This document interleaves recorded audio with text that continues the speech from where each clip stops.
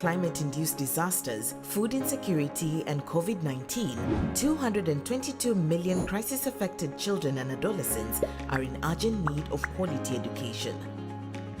But chronic underfunding to education in humanitarian crisis and siloed working mean these children are being left behind. This is where we come in.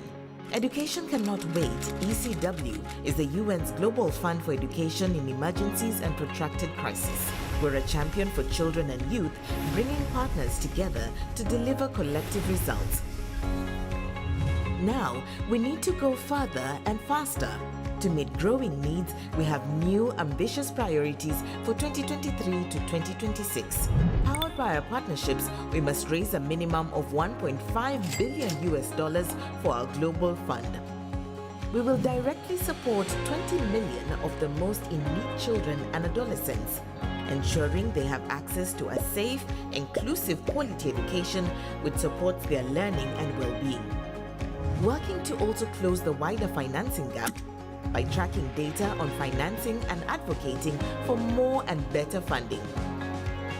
We will also strengthen the system for every child whose education has been disrupted by crisis. Supporting local actors to ensure a more effective and sustainable approach. And as we deliver our strategy, responding to gender inequality and the climate crisis will cut across all we do. Working together, we can realize the dreams of the 222 million crisis-affected children and adolescents. Join us now. Their education cannot wait.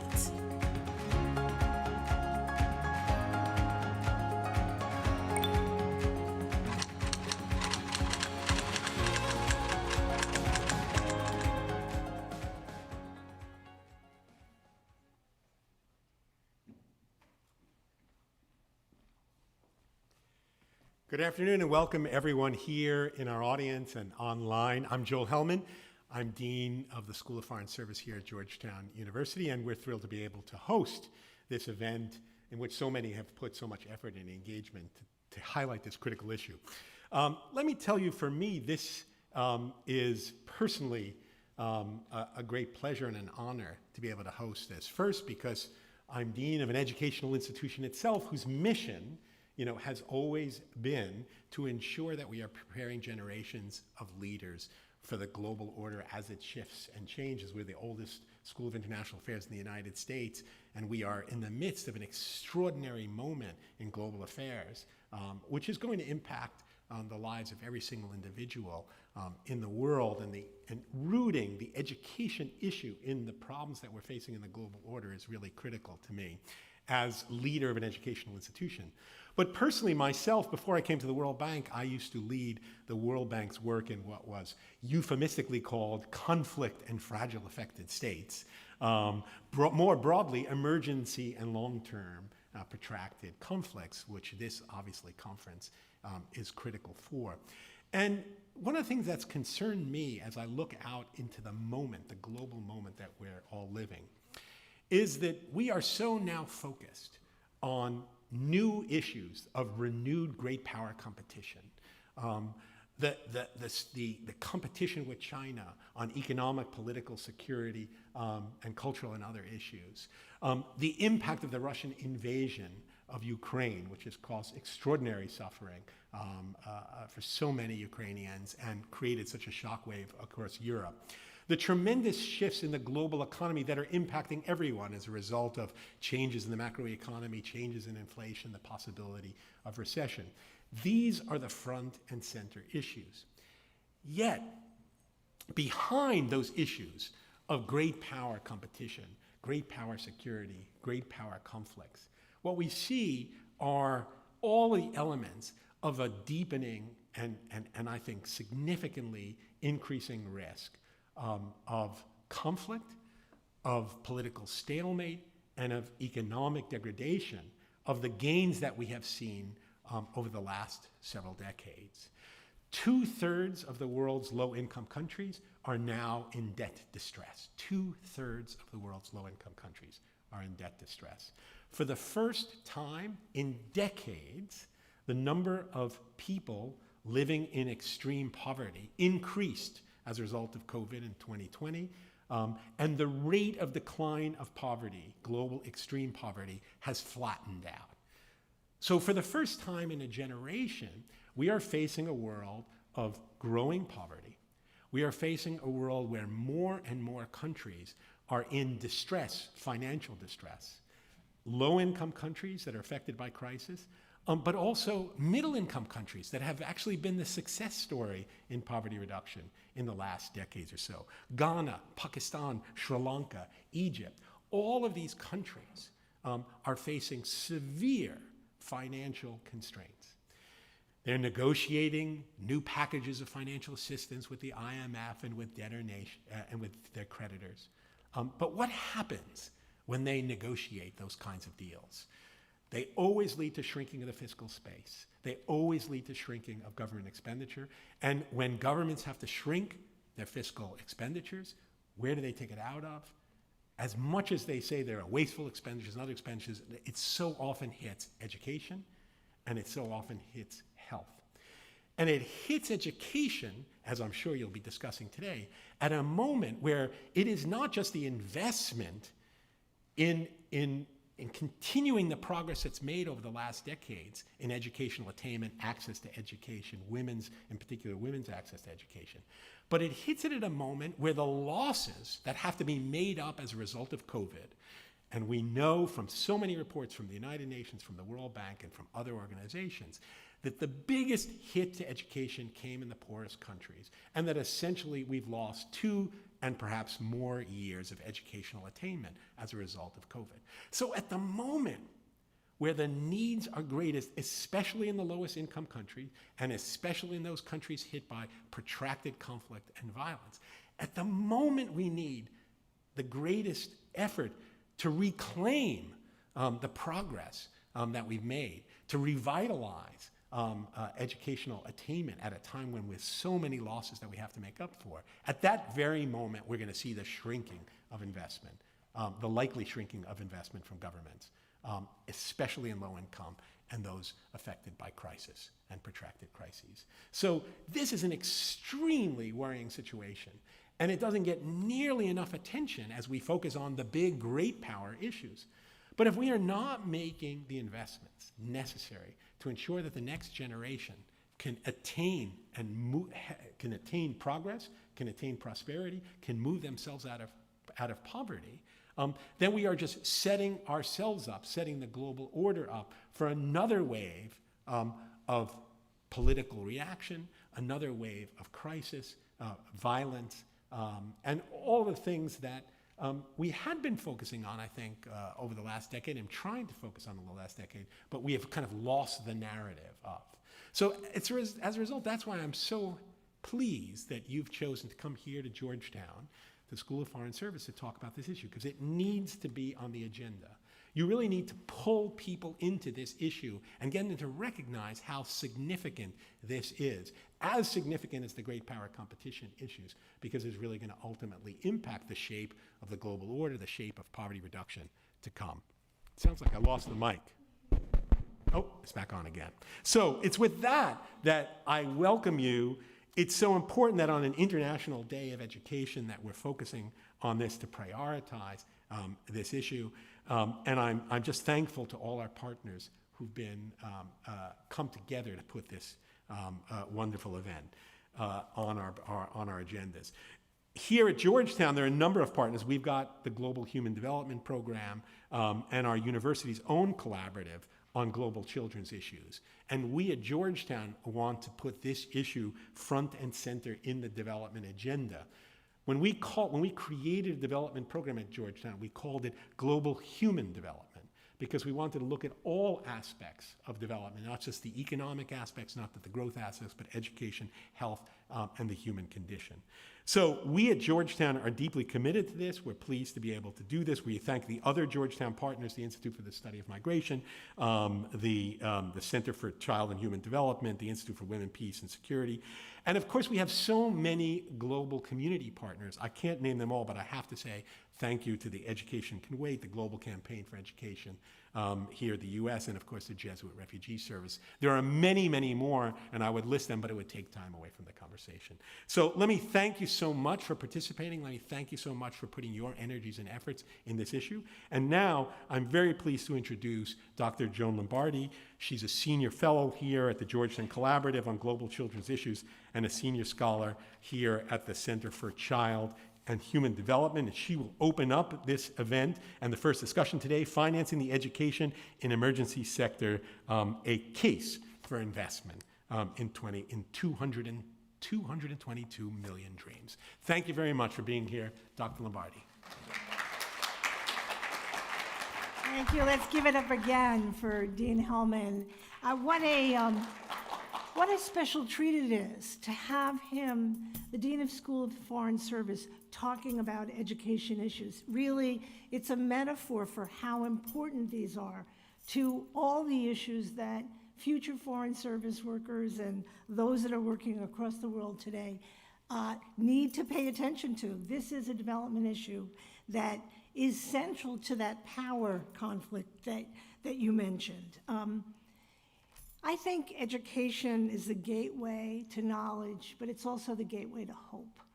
And every parent all over the world has hope when their children are able to go off to school. Unfortunately, this morning, as millions upon millions of children went off to the school door, went off to those community-based programs that are serving them when they're younger, but far too many were not able to reach that door due to the crisis of both conflict, climate, and the results of the opportunities they lost during COVID.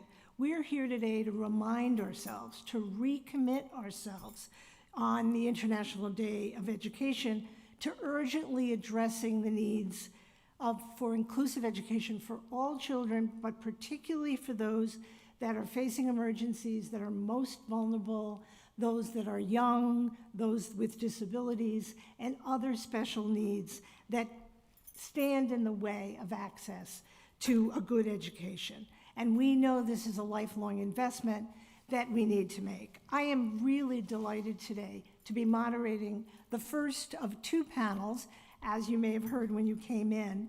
This is about financing. We'll then have a panel of wonderful future leaders and youth leaders today, and we're really delighted that Perina Anton Lopez will be joining us to moderate a Q&A after this first panel. So let me welcome my panelists up here. We have one virtual, but please join me up here. We're first going to hear from Yasmine Sherif, who's the Director of Education Cannot Wait, and we're delighted that she can at least join us virtually. We're joined here by LeAnna Marr, the Deputy Assistant Administrator for Education at the U.S. Agency for International Development, and Elizabeth Campbell, the Deputy Assistant Secretary at the Bureau of Population, Refugees, and Migration at the U.S. Department of State. So please join me in welcoming the speakers, and we'll first, please join me in welcoming the speakers. Thank you. And Yasmine, thank you so much for joining us. We know you're extremely busy right now, but we're delighted that you can be here with us. And we wanted you to start by really talking about your overall goals for Education Cannot Wait and what you're looking forward to as you go into this very important financing conference that will be coming up. So I'll turn it to you first, Yasmine. Thank you very much. And first of all, let me apologize. I love going to DC, but since it's the International Day of Education, there are so many things happening at the same time. So I'm trying to be in New York and DC at the same time, and I really appreciate that you offered me the opportunity of participating via Zoom. And I would like to thank you as a moderator. I'd like to thank Dean of Georgetown University. Huge thanks to the Global Coalition for Education, GCE, the Jesuit Refugee Service, and our amazing colleagues and friends at USAID and PRM, and the US overall, for being such a bold, supportive, and also founder of Education Cannot Wait, when we were founded back in 2016, but also to hanging in there with us as we grow from what people say a two-seater plane to a jumbo jet. I think we're getting close to that now, but this is thanks to the support, amongst others, very much by the United States. I would also like to thank the champions of education in emergency crisis and for forcibly displaced populations at the Capitol Hill. And this includes Representative Grace May for her enormous contribution and support for ECW's work. And also a very special thanks to the youth, Pierina, Nehemiah, and Salma, and many others who are here today. Youth voices are powerful. It's the new generation, and they are the ones that will either change the world or inspire us to change the world so that we leave something behind for them. So it's so great to have the youth to support us in our quest for delivering quality education to 222 million children and adolescents. Now, Education Cannot Wait. We are a global fund. We are in the multilateral UN system. We are a catalyst and facilitator to ensure that everyone works together through one program and deliver quality and learning outcomes in the education sector in the toughest corners on the globe, where you have armed conflicts, climate disasters, or forced displacement, refugees or internally displaced. These are really the ones that are suffering multiple challenges and traumas at the same time, and who are most at risk of losing out on their education and having it disrupted. And today we have 222 million of them. And if they don't receive a quality education, a continued one, it will impact them and their dreams for their future, but it will impact all of us. All of us will be haunted by our failure to deliver a good education to them.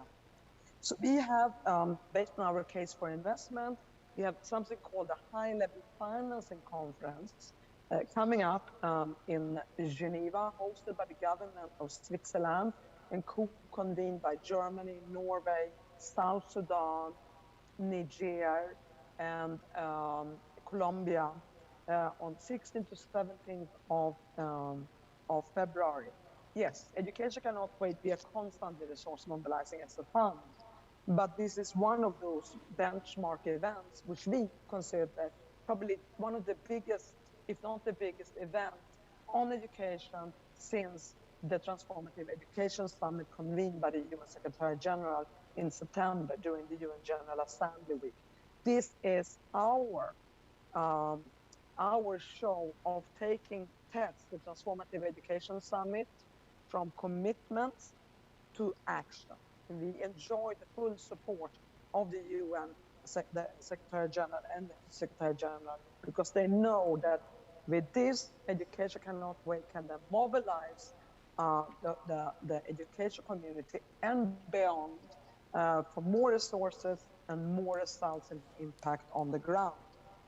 And we have just developed, in consultation with all our stakeholders, not the least civil society, including American, US civil society, but also our partners in USAID and PRM, a new strategic plan that has a very strong emphasis, continued emphasis on refugees, which has been scaled up successfully over the years, but also on children and youth education affected by climate disasters, because we see how let's look at the floods in Pakistan recently, droughts, Somalia very recently, but it just happens faster, it's accelerating. And the displacement that comes out of that, these are children and young persons whose school has been disrupted their education as a result of the climate disasters. They are also the future leaders that needs the education to prevent and mitigate climate-induced disaster, not the least on top of it, of course, to bring peace and security to the world. So education means a lot also in how we invest For us, the case for investment is the case for investing in humanity. Now, in terms of the ECW, Education Cannot Wait, and the US, how have we worked so far? I mean, like, let me say this and really say and thank this, is the US has played a lead role in Education Cannot Wait from day one. The US led the creation of Education Cannot Wait in 2016 at the World Humanitarian Summit. The US, I work very closely with USAID and PRM and our whole steering group. We have a high-level steering group, we have an executive committee, we've gone on missions together, we were in Moldova earlier, well, last spring. We work very closely on everything we do, and the US has a very strong voice in steering ECW. But what I personally believe has been one of the reasons of our success and moving so fast is that we take an entrepreneur spirit and a creative innovation spirit, and Education Cannot Wait. You know, we're not overly bureaucratic, we're more accountable. And I'm happy to share with all of you that we got top-notch audit reports and top-notch independent evaluations in all the work we've done. And it is because we are very results-driven and have that entrepreneur spirit. And the US has played an incredible role in creating this model with us and supporting it. The US is also our third largest donor and have provided 110 million since we became operational. That's a big amount for one country. It's the third largest contributor. In addition, the US has contributed in country, especially in the Sahel, Mali, and Burkina Faso. We work very closely with USAID colleagues on the ground in developing those programs together with UN agencies, with civil society. When it comes to the US government, we are very grateful to the US Congress and for the people, of course, of America for committing 30 million annually to Education Cannot Wait through its appropriation bill FY23. So it's coming in now with predictability, and this is what makes it's possible for us to plan and to execute our plans long term and to have a vision. When it comes to the high-level financing conference, that will end with that. So now it is about this. Let me first say thank you. You're doing this ahead of the financing conference. Yes, that alone is such a sign of support. So again, thank you, colleagues in USAID and PRM.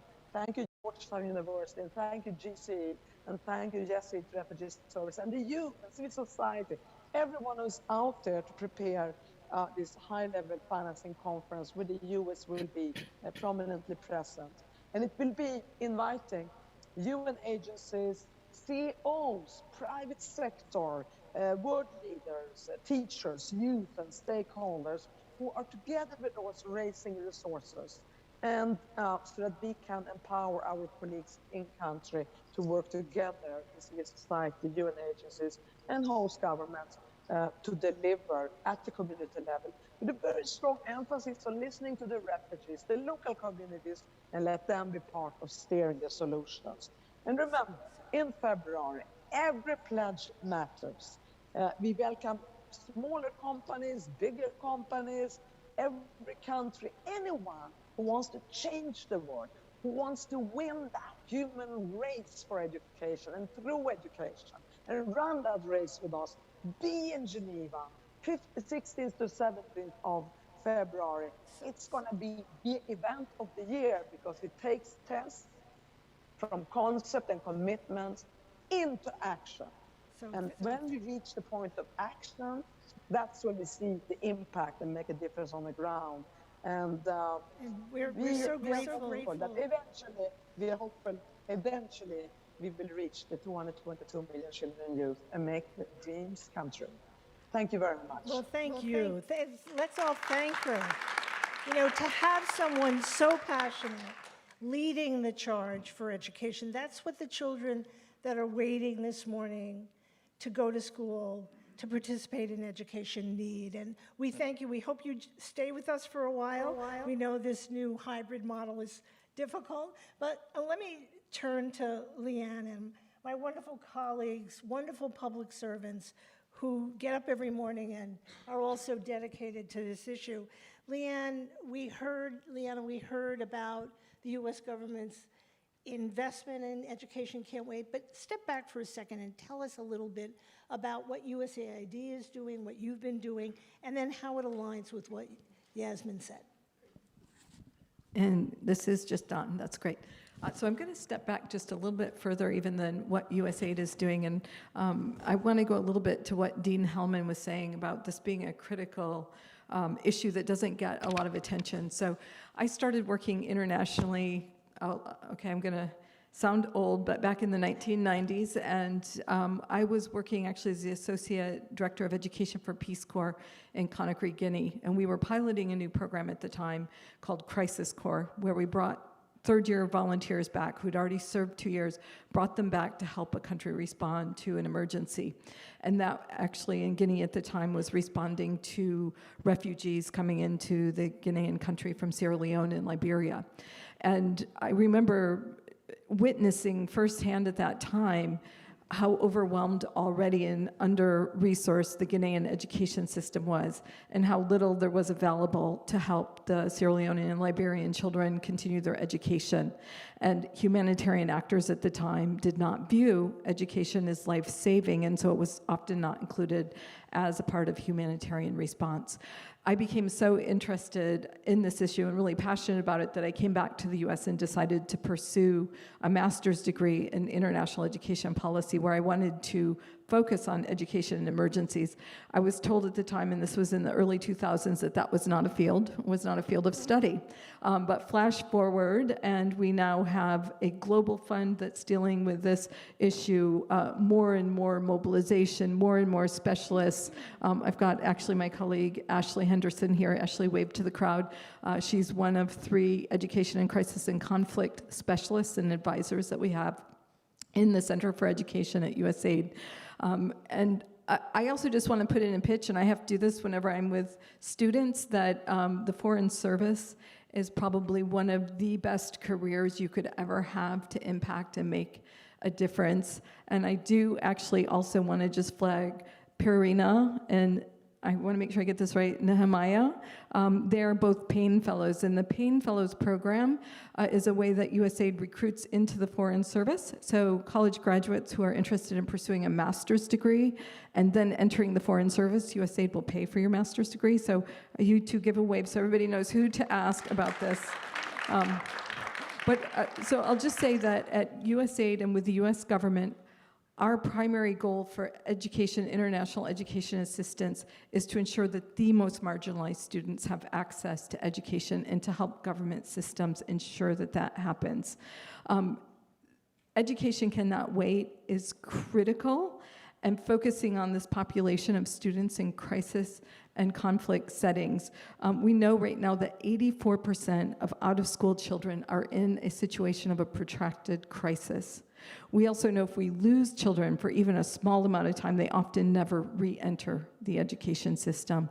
So making sure that we have education interventions as soon as possible so that we do not lose generations of children in these various crises. We also know that that number is extremely high, and it's only getting higher between climate impacted crisis, COVID-19, and other things. So now is the time, and really, I just want to say how important our partnership is with Education Cannot Wait.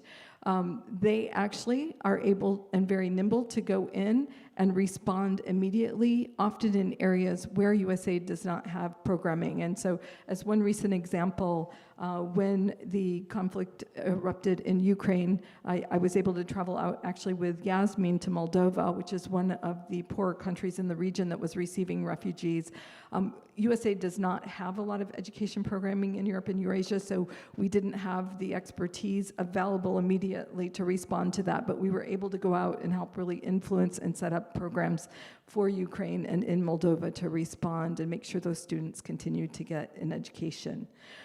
I would just say that the US government was one of the first donors to Education Cannot Wait. We've been with them since the beginning. We feel this is so important and so critical.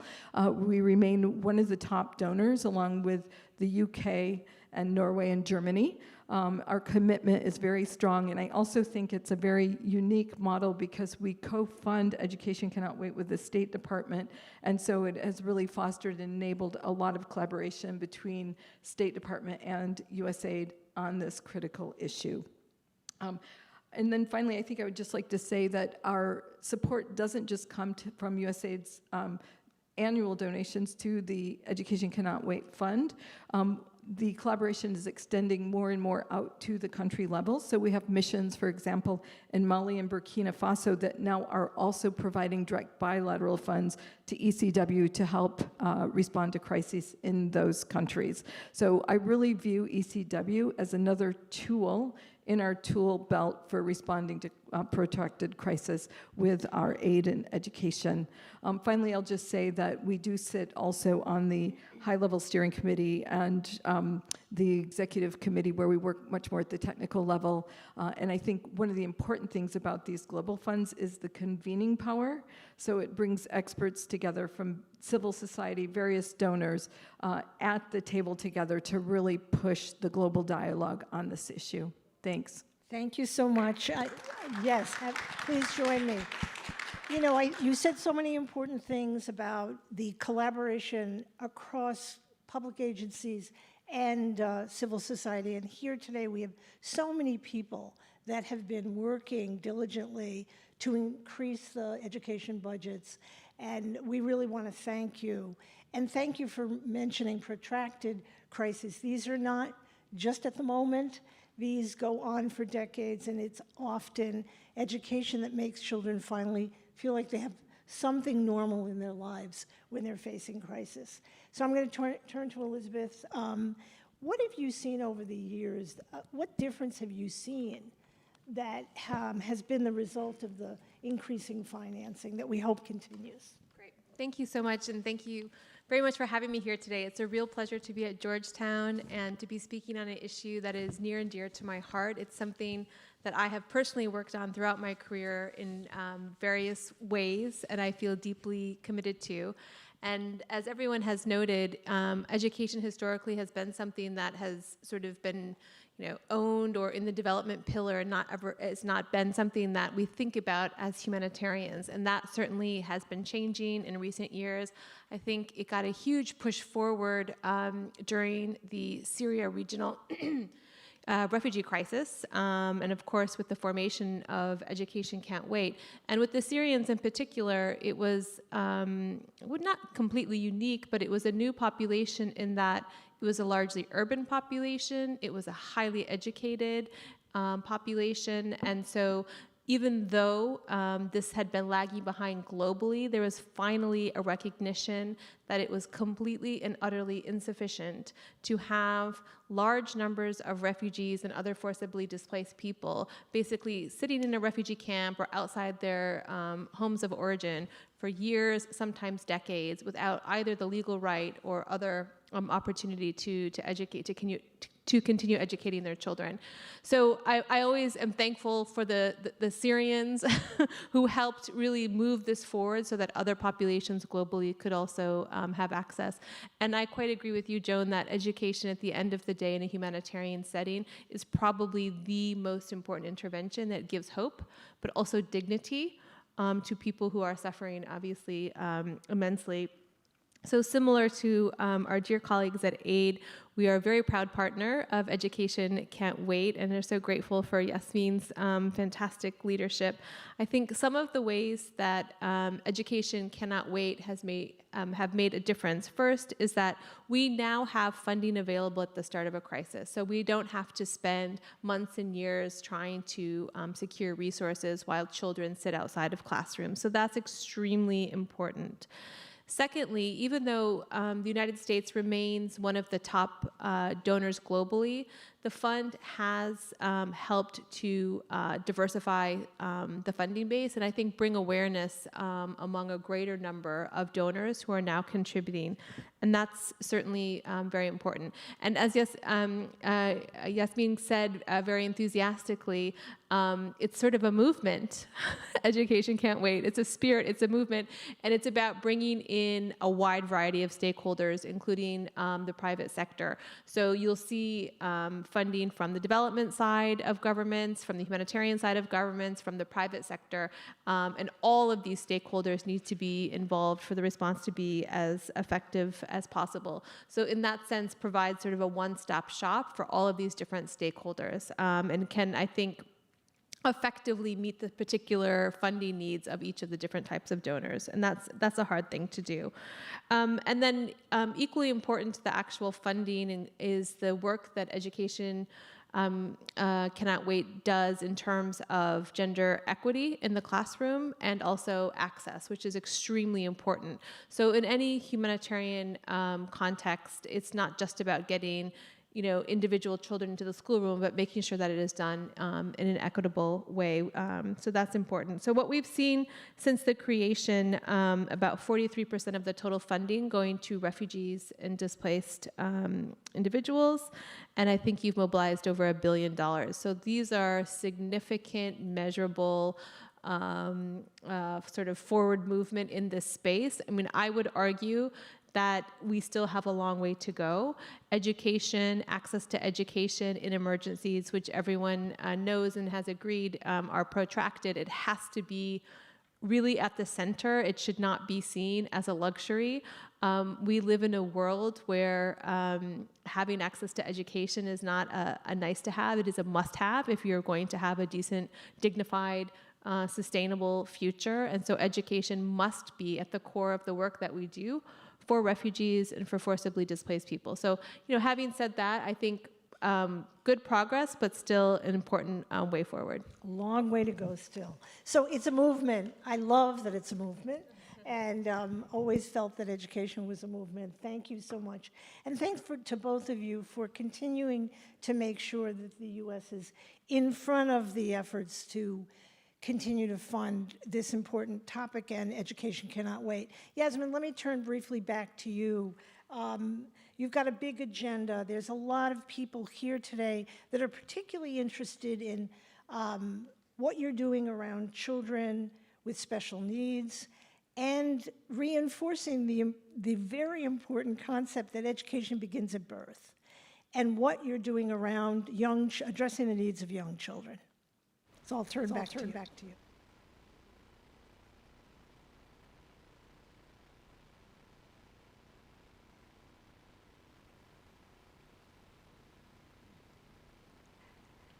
I forgot that.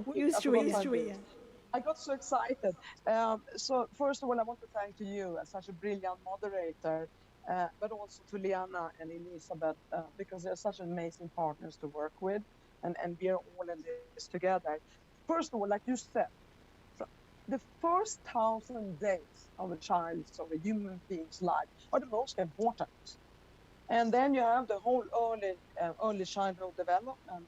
I mean, those years lay the foundation for the formation of the brain, your ability to concentrate, to focus, so that you are prepared to do the academic learning, social emotional learning, etc. So we have a commitment that we have actually, I think we even exceeded it. Certainly we met it, but I think we even exceeded it like we did with the Grand Bargain. Minimum of 10% goes into early childhood development or early learning. It's simply because science tells us that if you want to educate, you go down to a place like Ethiopia, and you go to the border to Somalia, or in places of Cameroon, and you see many stunted children.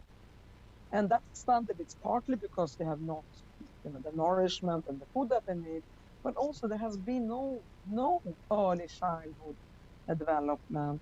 No one has paid attention to the first 1,000 days. So that is critically important. And as a mother of two, I certainly am convinced that that's where it starts. Secondly, when it comes to children with disabilities, or other abilities. And that is anything from, when you're out in conflict and situations like that, how many young children don't step on a mine or get hit by a rocket, or there's so much happening. If you're not born with it, you bet that conflicts or climate disasters may, very well impose on you a disability as a result of that. So they have often, you go out in countries, in very crisis countries, they're hidden away, chained to a bed. The family is ashamed of them.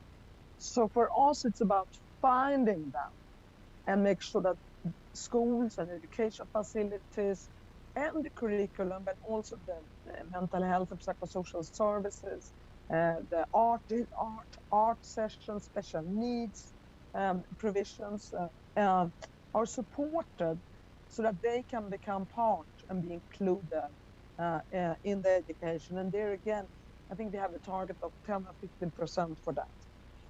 So we focus on that. I'd love to work with LGBT community as well, but it's going to be how do we reach them? Because they're also treated in a very separate way without exposing them. One could be to, advance curriculums and teacher training that would be more, change the shift of attitudes towards them. So yes, early childhood development, children with disabilities or other abilities. There are many things you can do, and that drives you as a result of that. And and then also to come back to what Elizabeth said, our investments in refugee education have actually, as you rightly mentioned, Elizabeth, I think it has doubled over the past year or two. We have, and the reason is that we have the biggest refugee caseload since the Second World War. And the good news is that through Education Cannot Wait, UNHCR is not left alone to tend to refugees. We work with UNHCR to bring them together with Jesuit Refugee Service, Norwegian Refugee Council, UNICEF, World Food Program. So we have one joint program, and everyone jointly support the refugees. And that's why we are a fund and not an implementer. We use funding to leverage quality, coordination, cooperation, speed, cutting the bureaucracy, more accountability. But always remember that education is a long-term investment. It's a development sector in a crisis. Investment long-term. We especially thank you for the coordination that you're doing, because that is so often missing and what makes things fall through the cracks. LeAnna, you kind of went back to your beginning. And what has changed over the years from when you first started? I mean, you've come a long way in your own career. A lot of children missed an education in between in those years. What's your hopes and goals for that, and what's changed over the years? Yeah, no, that's a really excellent question. And I do think in some ways having Education Cannot Wait and this focus on crisis and conflict, that it is really important for us to reflect back over time and see maybe some of the mistakes or what are the lessons learned from just generally the international education sector. And I do think one of the things we saw early on 20 years ago, 30 years ago, was this rush to get children into school and the thought that the end goal was access, when we know the end goal is really the learning outcomes. And so what's really evolving is the way that we talk about and measure success in the education sector. And so I think that with education in crisis and conflict, the access piece is critical because you have that whole protection lens that goes on. You have the psychosocial care, you have the emotional first aid, the psychological first aid, so many things that come with education, often in crisis and conflict. But the truth of the matter is, when we're dealing with the hope in the future, we want to make sure that those children ultimately are learning. So I think as a sector, we're looking really hard at how we hold ourselves accountable to the taxpayers, to the private sector, those donating to these issues, but most importantly to the children. That, when we have them in our centers, that they're actually getting a quality education. I think that's hugely important. Absolutely, and that they're getting that nutrition at the same time, particularly those children that are in crisis. Elizabeth, I'm going to give you the last word before we turn it over to Q&A. What's your hopes for the upcoming financing conference, and why is that so important to you? You mentioned it, but I just wanted to reinforce it as we close this out. Sure. Thanks so much, and I'll be very brief. But just to say, obviously, we're looking for very strong political and financial commitments, and we'll do our part to make sure that others show up to match what we're hoping to also bring and to announce. I know that there's a number of beneficiary countries or partner countries that are co-hosting, and so we're keen to hear from them about the way in which Education Can't Wait has helped support their education systems. And then I think lastly, we're hoping for a strong showing or engagement by the private sector, which we know is one of your goals and something that we obviously strongly support as well. Great. It's everyone's business, and that's the important thing. Yasmine, we're with you. We wish you well. Please stay with us when we turn it over to questions. But I want to turn it to the audience for a second. It's not everyone's responsibility here. It's all of our responsibility. So I think what I'm hoping for at this session is that everyone looks deeply in their heart and thinks about, what can I do to contribute to the education of children around the world that are, particularly those in crisis? What small step can I take? Because it all makes a difference. And please, thank you so much to these wonderful speakers. I'm going to turn it first to open it up for questions, because I know a lot of you have questions. Parina Anton Lopez has been mentioned. She's the 2021 USAID Payne Fellow. She's a champion of the Global Campaign for Education with our wonderful Jennifer Reagan, so many of you. She's the founder of e-Learning Amigos. Please join me in welcoming Verena, who will open it up for questions.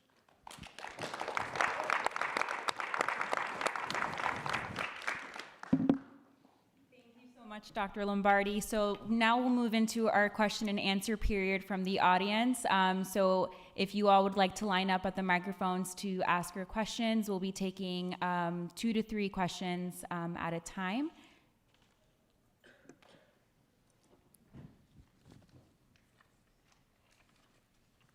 Firstly, thank you all so much for sharing. My name is Catherine Tech from Childhood Education International. You spoke in regards, especially Ms. Sherif, to ECD and how we cannot really start thinking about accessible quality education until we really focus more on ECD and emergencies and protected conflicts and crisis. There really hasn't been much an investment, and I know you spoke about making more an investment on this, but this also really takes a multi-sectoral approach.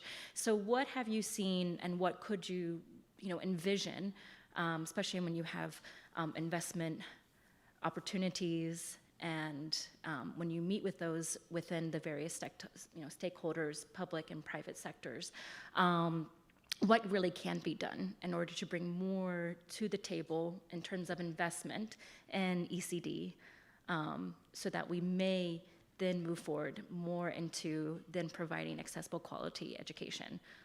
Thank you.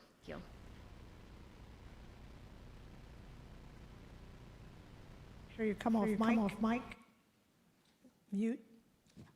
You're on mute. I'm on mute. I'm not on mute. I'm on now. Can you hear me? Yeah? Okay.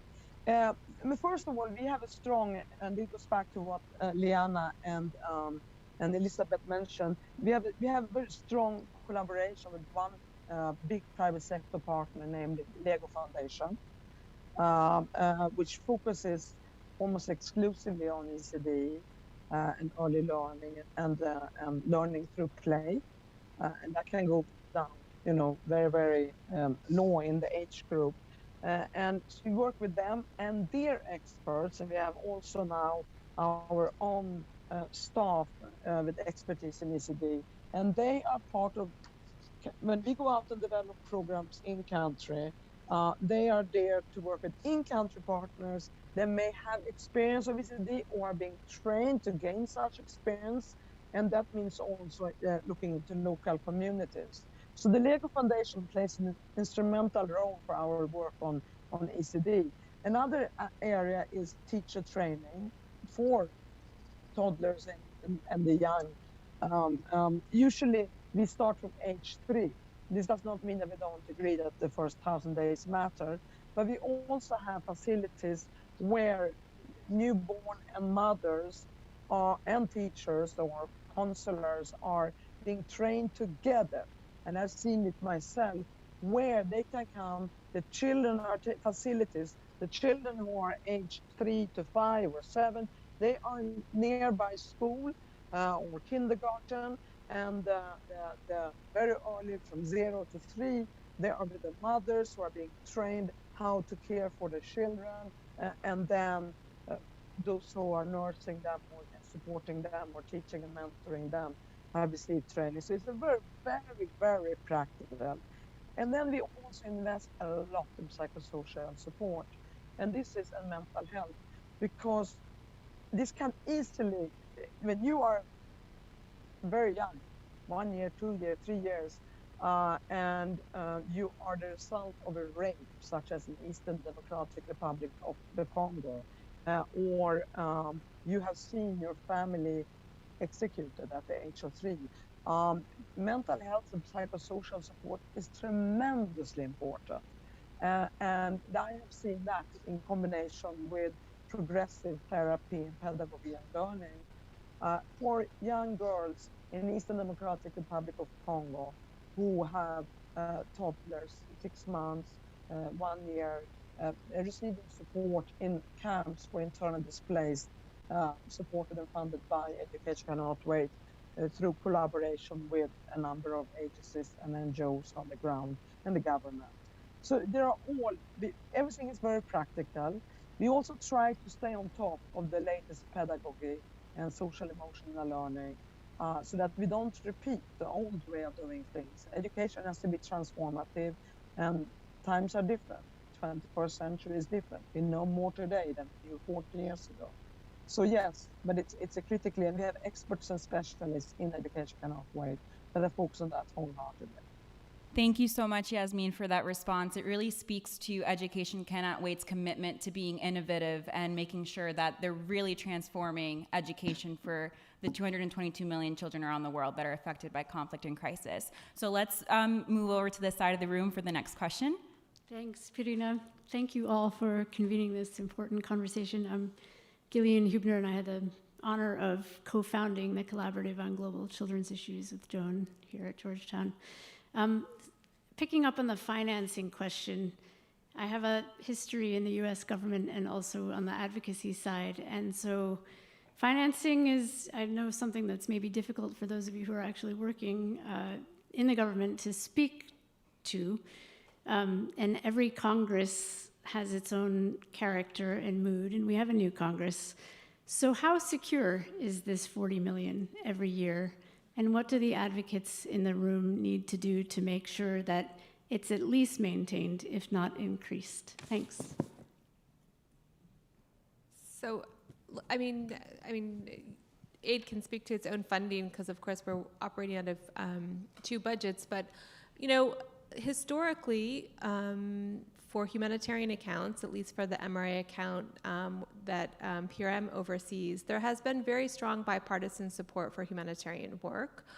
We've seen that break down in recent years along certain issues, but I think it's largely still there. What I can say is that it's extremely important to always be talking to all of the stakeholders who feed into sort of our collective work at all times about why it's so critical, why it's important, what it does, success stories, what the value for money is, all of those questions. And it's not like you'll ever reach a limit where you've talked to everyone and your job is done, right? I mean, given the constant changing of staff, like members of Congress, it has to be sort of constant. So, my strong recommendation is talk to everyone all the time, and don't overthink a so-called strategy, right? I mean, we know who the relevant committees are, and we know who the relevant authorizers and both appropriators are, but like talk to everyone all the time and get people invested, and build up coalitions and keep people interested, and take them to the field, encourage them to go. So I think all of those things are important. That level of education is so central to our collective effectiveness. And I think, going back to this issue that we all touched on, like we haven't really won the fight of education being at the center of all humanitarian responses. It's there in a lot of places. We know that it's valuable, but I think if push comes to shove, and in tough budget environments, and we're both going into a tough budget environment in this new fiscal year, and I was a betting person, I would tell you that education would be one of those sectors, if you want to call it that can be, deprioritized in light of food or something like that. So it is something that I think requires absolute constant, focus and attention. And again, you can't talk about it enough, and to talk about the sort of the value for money. I fully agree with all of that, and would just say that traditionally education has had very strong bipartisan support with Congress. We have had kind of steady directive over the years, but even if we keep at that level or increase it, it's not going to be enough, and there's so much more we need to be looking at and advocating. Donor funding to education is a very, very small portion, and so domestic resource mobilization is a huge area where we all need to be helping governments and ministries of education advocate, because I think in this current context with COVID, food insecurity, that's where we are really going to see things at risk. And I think there's also a huge role for the private sector, and one of the things we've done as the U.S. government with ECW is to try to work on private sector resource mobilization. The first year Lego Foundation came in to ECW, it was a matching grant with the U.S. government, and we're reaching out and trying to do that and to really crowdsource innovative financing platforms. So I think we need, yes, our U.S. government contribution is important. Yes, it's important that we're at that table, but we need to be advocating and looking much more broadly and beyond that. But, advocacy can't wait either. And so it's really, really important that everybody does their part here. And I'm a former federal official myself. I've come in and out of government, and I know the role that people play as they come in and out of that process. So we all have to do our part. Absolutely, Joan. And I think it speaks to the audience that's in this room. Coming here today on International Day of Education is such a huge part of that advocacy and movement building. So again, thank you for being here. And let's turn it over to our last question from the audience. Hi, everyone. My name is Brianna Stinsman. I'm a 2022 USAID Payne Fellow. Thank you all for being here today.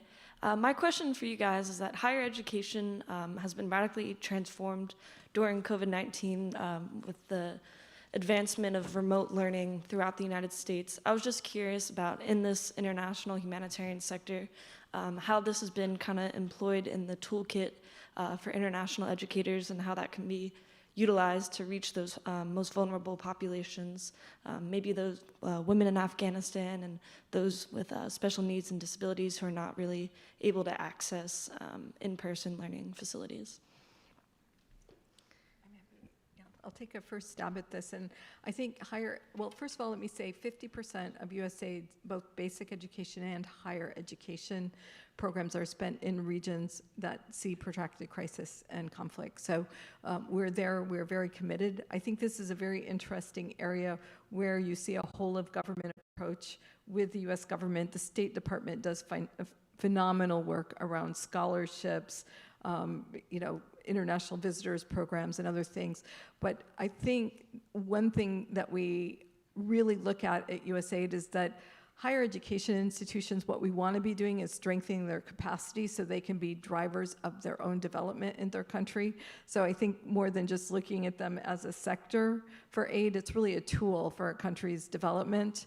And some very interesting areas we're working at USAID. We're just currently developing a toolkit for academics and institutions of higher education in non-permissive environments, because I think that often academics, professors, teachers are at risk, highly at risk in these very politicized environments. And so that's another kind of area of protection and things we want to be looking at. But it's a really important question, and I'm glad you asked it. Well, and I think there's a lot of people that will join you in that effort, so we're excited about the U.S. government doing that. I could just add very briefly an example from my the previous organization where I worked that many of you may know about, UNRWA, which has a huge education program educating over, 800,000 children.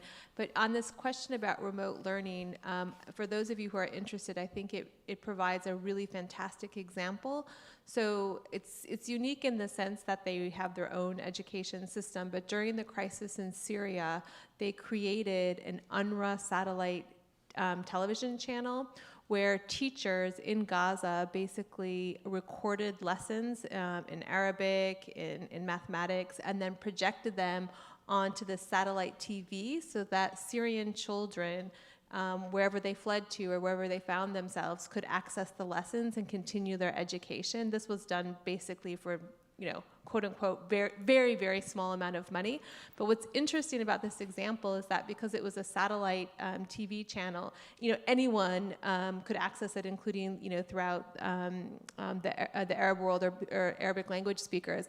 And the largest numbers of viewers of the lessons were actually in Saudi Arabia. So it just speaks to how valuable that quality was. So, and the point here the reason we know it was so effective is because those students went on to take the national exams in Syria, and many of those students scored the highest on the national exam. So it's just, I think, an example, a very important one, where we have good data and evidence that it can work, and it's something that could be replicated in other regions that are experiencing protracted crisis.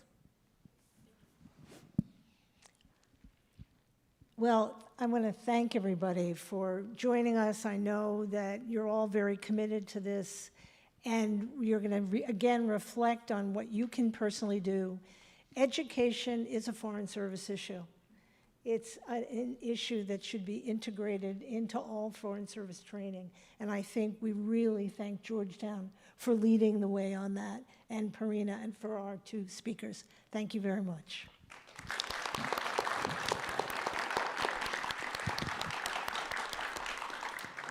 So now as we transition into the second panel, I want to end this panel with a few words from Representative Grace Meng from the 6th District of New York, who unfortunately couldn't join us today in person, but does have a few pre-recorded remarks that she wants to share with everyone in the room today. Thank you. Happy International Day of Education. I'm Congresswoman Grace Meng from Queens, New York. It's an honor to be able to deliver remarks alongside so many champions for global education. I first want to thank the Jesuit Refugee Service, the Global Campaign for Education US, Global Citizen, Results, Save the Children, and World Vision International for inviting me to speak. An estimated 94% of children globally had their education disrupted by the pandemic. As a mom, I know that education is an essential first step to success. The consequences of missed school for these children, especially girls and children with disabilities, means we must reinvigorate U.S. leadership in international basic education programs.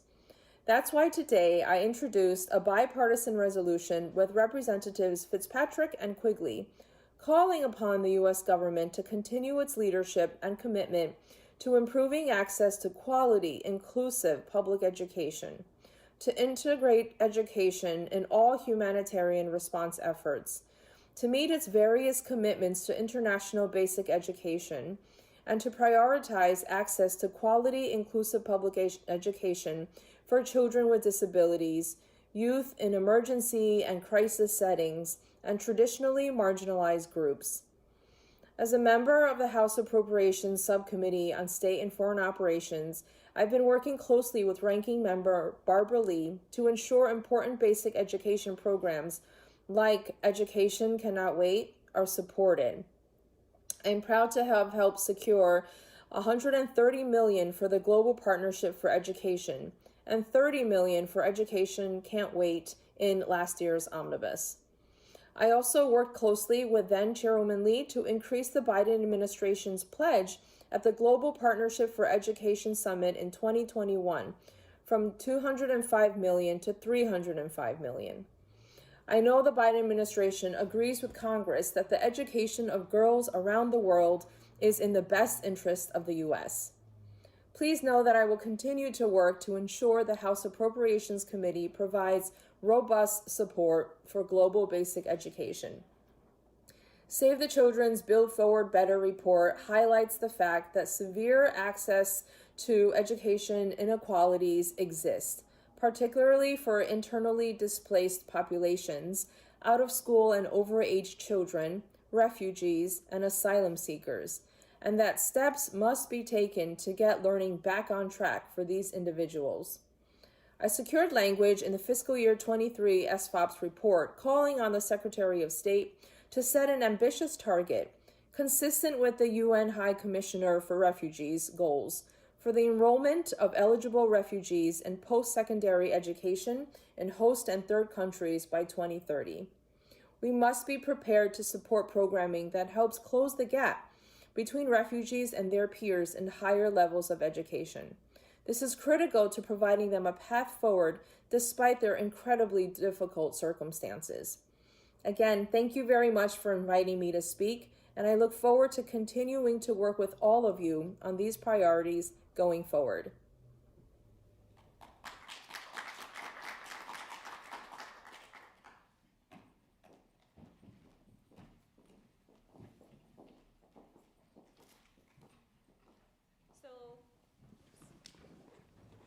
Is this on?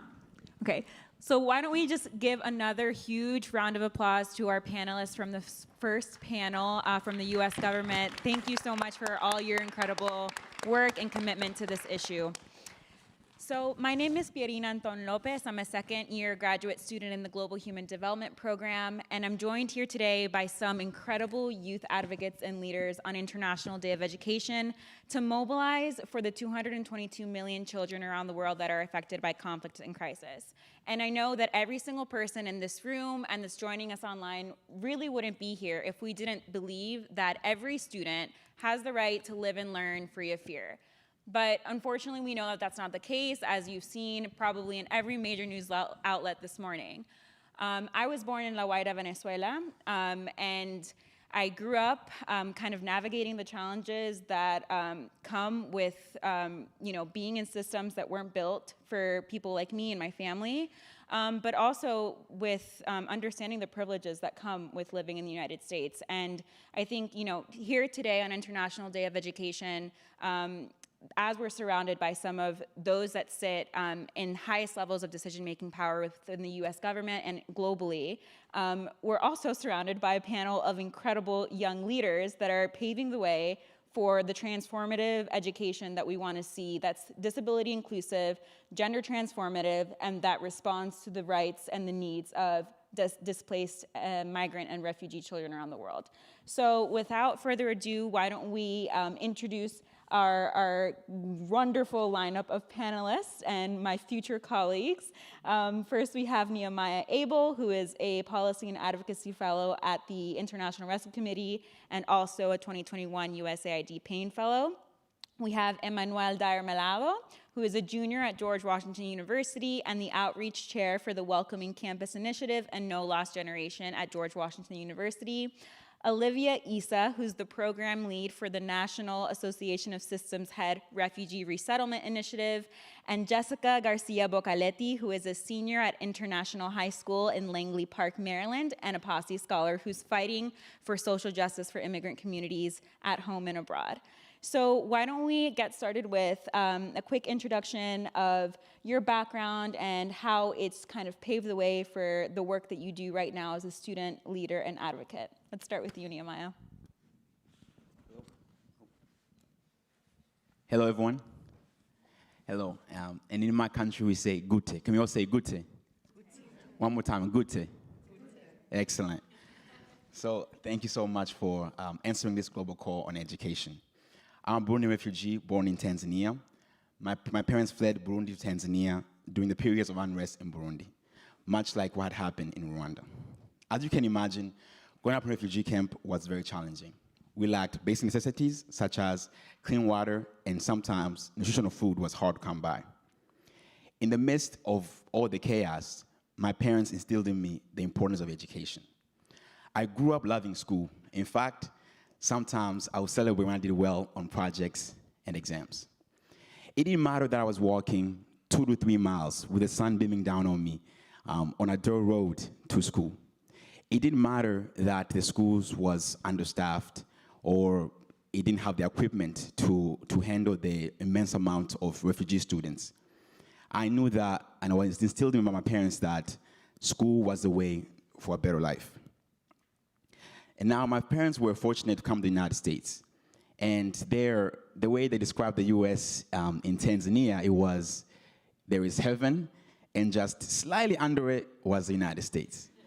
Now, I'm not sure how I feel about that notion, but I will say that it is very different from the life I live now is very different from the life I would have lived in the camp.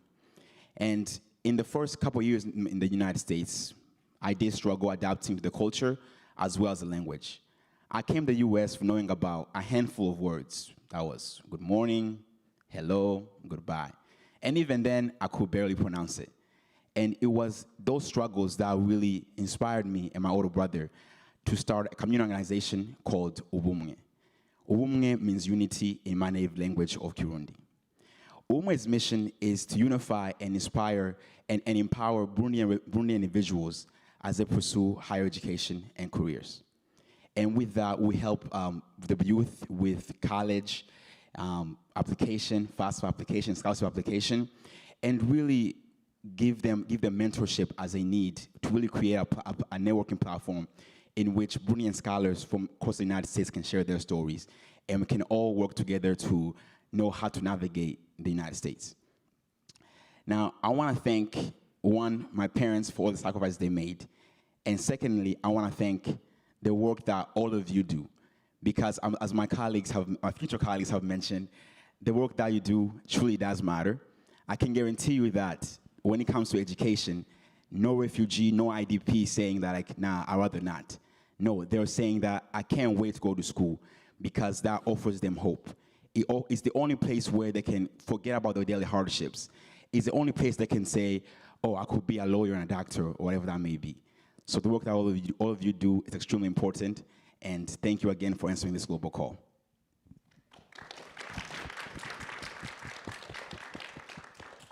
Thank you so much, Nehemiah. And I think, one of the things that really stood out to me in your remarks was the point about how the work that you're doing with Ubumwe right now is really dedicated towards making sure that Burundian youth and displaced youth have access to higher education opportunities. So I want to pass it over to Emmanuel and Olivia to give a little bit of a background of their experiences and the work that they're doing on this issue specifically of access to higher education for displaced communities. Right. Like Pierina said early on, I'm a junior from George Washington University, but I am truly happy to be here at Georgetown. I think kind of my background is my family's background, which is one of importance of higher education and also displacement. Very early on in the 20th century, my great-grandmother was a teacher in El Salvador when women were not teachers in El Salvador.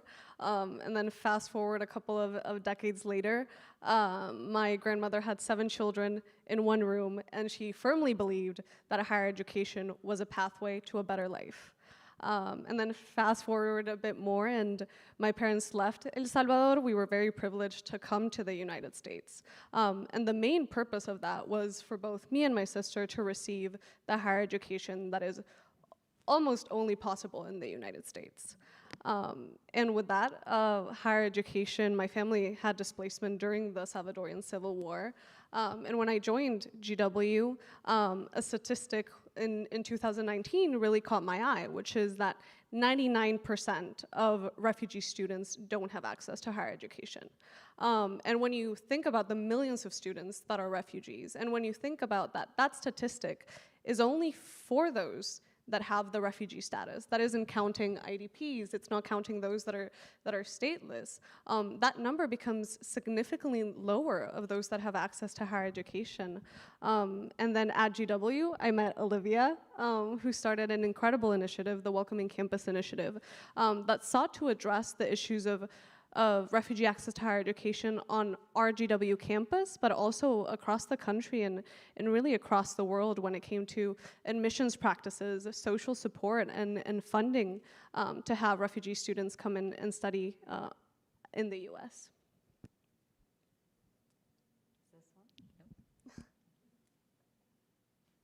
Can you hear me? Yeah. Great. Thank you. That was like such a kind introduction.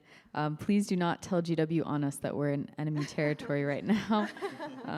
But it was such a pleasure working with Emmanuel in college, and I graduated last spring from George Washington and started this year at an initiative that hopes to further that kind of work that we did together in college. I work with the National Association of System Heads, an organization that coordinates the leadership of many public higher education institutions in the US. We educate 75% of the country's public higher ed students.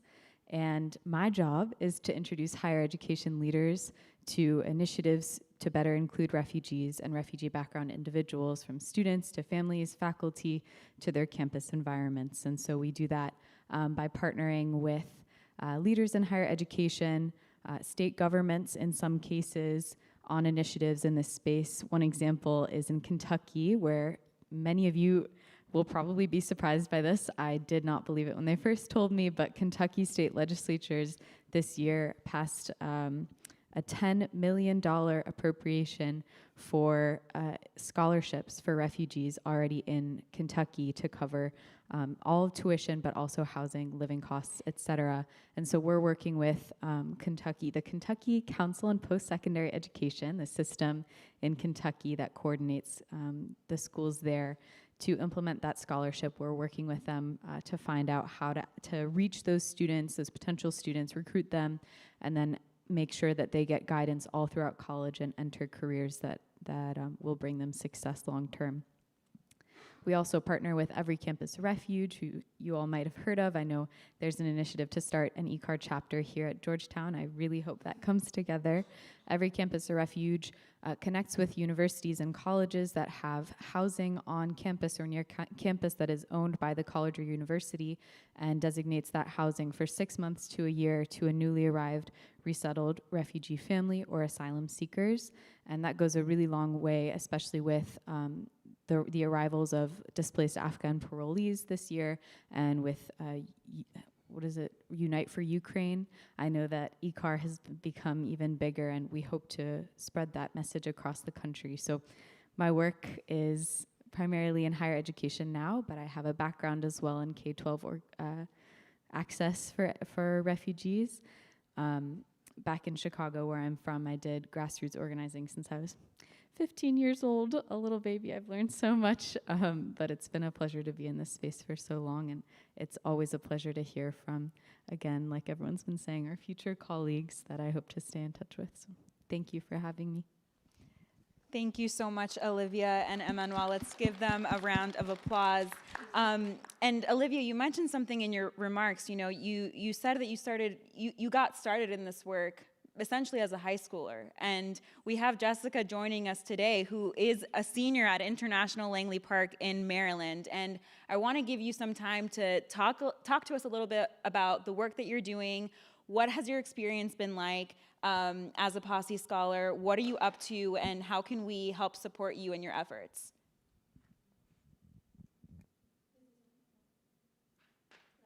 Can you hear me? Yeah, all right. Good afternoon, everyone. It is a pleasure for me to be here and advocating for my community, my Latino community. Today, I want to share my story and the story of many immigrants that come to the United States. I am an immigrant from Guatemala. I immigrated when I was 13 years old, 5 years ago. And as an immigrant, I have faced many challenges in my education. One of the biggest challenges that I faced was the lack of support I received at my school.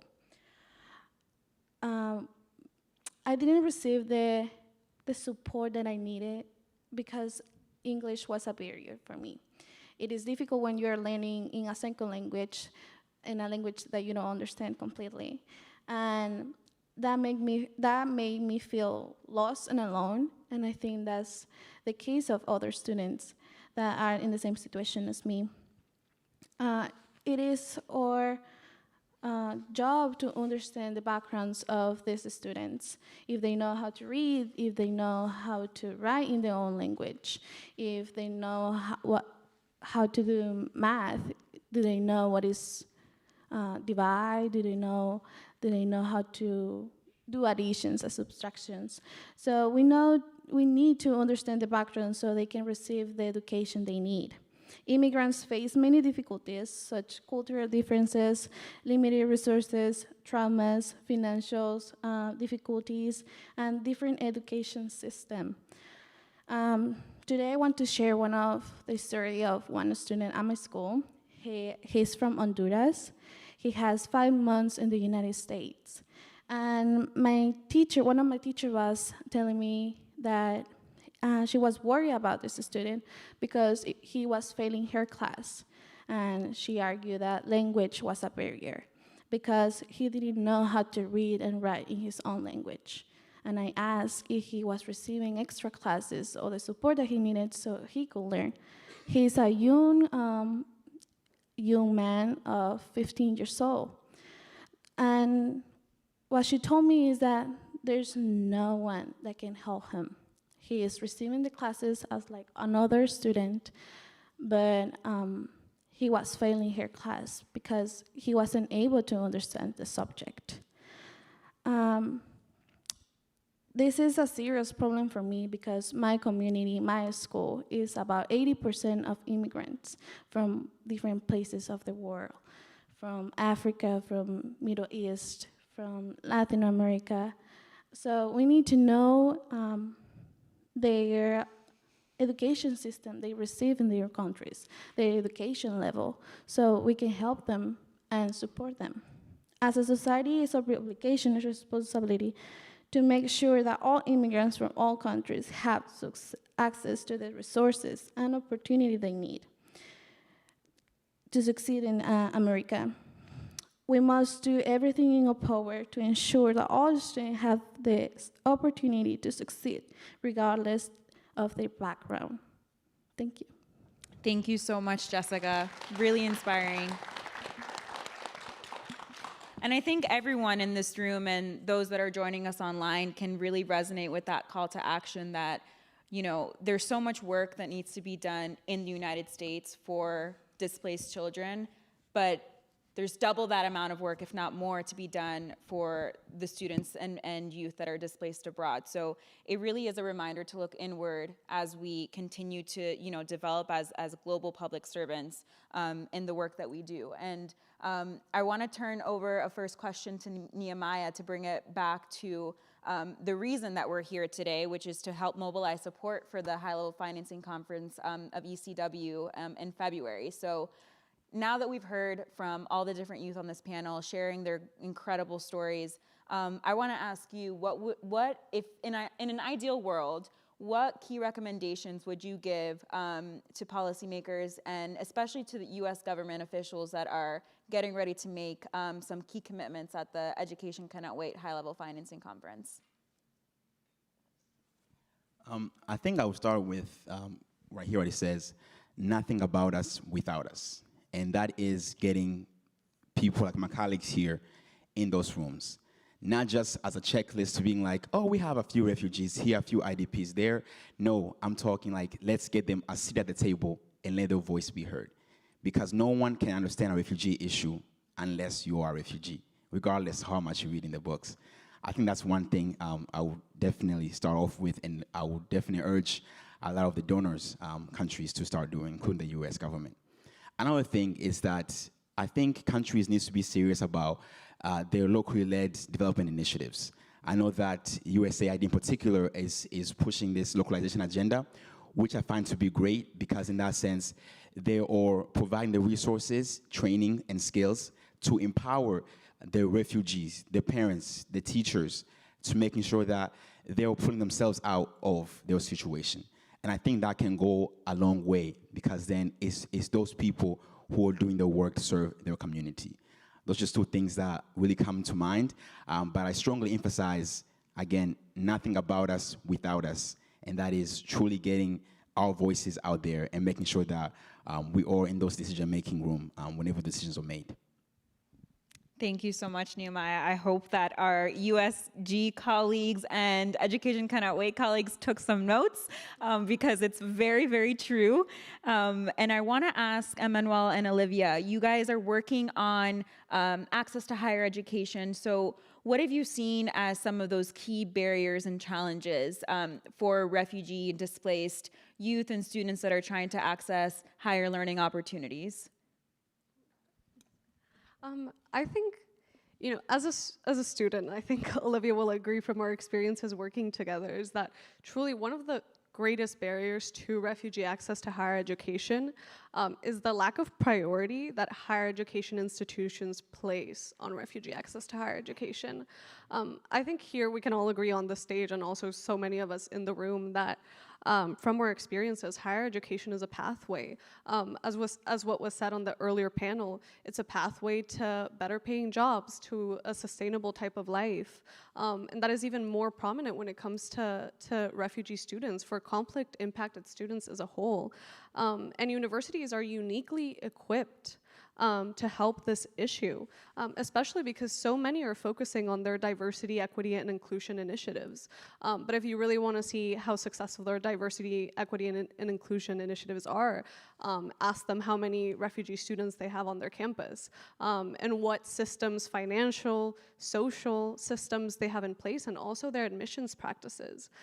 Because there are things like scholarships, tuition waivers, things for refugee access, refugee students to come and study, that administrations at so many schools and so many students have shared with us, that are the hardest thing. Finding funding for those are very hard, because the budget is very tight, or we don't have enough donors to have more scholarships or things like that. Which, to be fair, if a university wants this to be a priority, they will find the money to have refugee students come and study on their campus, and that is the reality. If they place that as a priority, you will have students on their campus. But there are other things like admissions practices.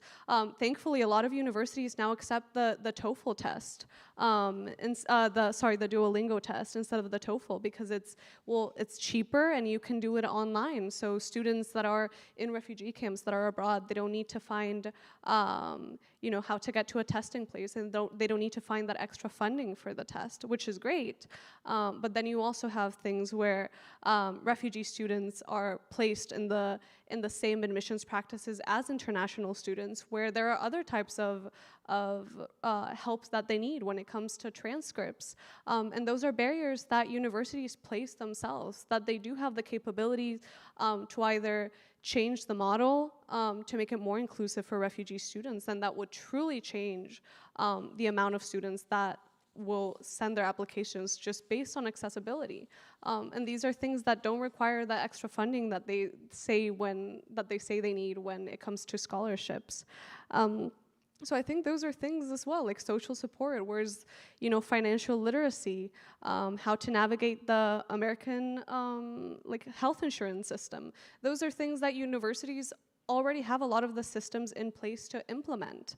But we often see as students that have initiatives like No Lost Generation, the Welcoming Campus Initiative, and others across the country, that universities don't prioritize these things. So if universities really do talk about diversity, equity, and inclusion, these are things that need to happen, especially when it comes to refugee students. And I'd say kind of for the last thing is these, the best practices to admit refugee students or to support refugee students, it's not that they don't exist, because they do. I mean, Olivia mentioned ECAR, Every Campus a Refuge, the President's Alliance on Higher Education and Immigration, Student Voices for Refugees, Syrian Youth Empowerment, so many organizations that have toolkits, that have spent years focusing on the best practices for higher education institutions when it comes to refugee students. So those practices have already been defined, and like you said, a lot of those have been mainly given by refugee students that have gone through the processes and that have advised all of these organizations. So I think as a lot of institutions, rightfully so, focus on the crises that are happening around the world, they need to also realize that they are uniquely equipped to alleviate those situations and to truly commit themselves and to listen to the organizations that have already developed the best practices. Because I don't think where we are, it's because they're so uniquely equipped, it's no longer an excuse for them to have those barriers that they self-inflict on themselves. Absolutely. That was so encompassing. Thank you. And I know that was a long list. Fortunately, Georgetown does have a Welcoming Campus Initiative scholarship proposal that has already been drafted. So if you all are interested in learning more about how Georgetown specifically could be more inclusive in its admissions practices, mentorship throughout college, and a scholarship program, what that would look like here, there is a proposal out and about. Happy to talk more about that with folks afterwards if you'd like. I'd just like to add to that that once refugee background students do get to college, that's not the end of the journey and what I would hope for us to push for. One thing we talk a lot about at my organization is the concept of having champions of refugee inclusion and displaced student inclusion on campuses. And champions can be anyone on a campus, in a campus ecosystem, from students to faculty, staff, even the presidents. At University of Maryland, for example, the president of UMD is a huge champion for refugee inclusion. They've hosted 38 displaced Afghans on campus for free, in free housing for the past year. That's one example of how to be a champion, but another is simply educating yourself on common needs faced by displaced students and making your classrooms as accessible as possible to them, or your offices on campus as a student, informing yourself so that you're not accidentally making fun of someone if they mispronounce a word, or making sure you're aware of how to make your community accessible and inclusive. And one point I definitely want to highlight in this that I've seen a lot. Again, I started this work at 15 years old, and I learned how to do this work and how to be a champion from the people that came before me and my teachers, my peers who already were champions. And so I just want to emphasize to you that no matter what position you hold, no matter who you are a leader to someone. Someone is looking up to you, whether it's your nieces and nephews or your students or your colleagues or your interns. I'm just about to get my first intern and I'm excited. Someone is looking up to you, and if you can teach them by demonstrating how to be a champion, I know from experience that a champion once is a champion for life. So if you foster a student who knows how to champion the refugee student next to them and make sure they feel included and are aware of what's going on campus, I guarantee you that they will not wake up one day and forget how to do that. They're gonna go off into their job in tech. It doesn't have to be in humanitarian, support, in tech even, and be a champion for their colleagues or the people that they hire, and be more aware of diverse experiences, and specifically diverse experiences of home and nationality. So that's my urge to you all, and that's something that we really focus on in my organization. And I'll pass it. Thank you. Thank you so much, Olivia and Emmanuel. Something that really resonates with me here is yes, there are so many barriers when it comes to higher education access, and part of that is because there's already so many challenges in the transition between primary to secondary school, to not even to mention tertiary and higher education, right? So Jessica, you had a really great and powerful story, both from yourself, from your own experience, but also from some of the classmates that you are working alongside, studying with at International High School. So I want to take it back to the school level. So we've talked a lot about how we need to build, these movements of solidarity at the global level, local level, national level, but what does that look like at the school level? What does it look like to have support systems built in place for students to make sure that they're staying in school, that they're staying and receiving that life-saving support that can be offered through education systems? I personally think that my school is doing a great job supporting the kids that recently came to the country. They're always talking to our mental health counselors, and I think that's the most important because knowing the traumas that the student had, knowing the backgrounds, help us to understand what they need. And I think it helps them as well to be more open about their situations and advocate from them, to knowing that there are people that are going to support when they speak out for themselves.